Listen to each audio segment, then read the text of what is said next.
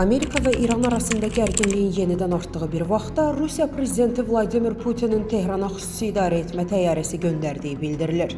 Söhbət Rusiyada qiyamət günü təyyarəsi kimi tanınan Tu-214Pu'dan gedir. Bu təyyarə fövqəladə və böhran vəziyyətlərində dövlət rəhbərliyinin təhlükəsiz rabitəsini və idarə etməni təmin etmək üçün nəzərdə tutulub.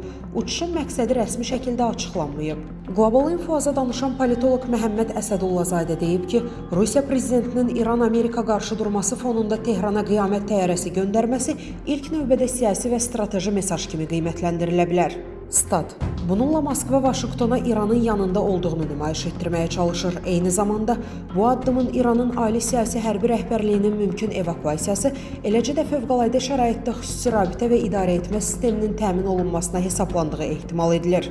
Lakin mövcud vəziyyətdə Rusiyanın İrana göstərə biləcəyi hərbi yardımın müharibənin gedişinə ciddi təsir edəcəyi inandırıcı görünmür. Bundan əlavə, istər qiyamət təyyarəsi, istərsə də sonraki mərhələdə göndərilə biləcək hərbi yardımlar İranın hərbi vəziyyətini əsaslı şəkildə dəyişdirəcək amil kimi qiymətləndirilmir.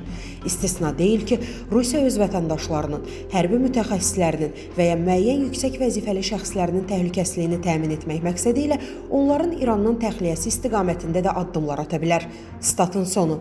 Əziz izləyicilər, xəbərlərdən məlumat əldə etmək üçün kanalımıza abunə ola bilərsiniz.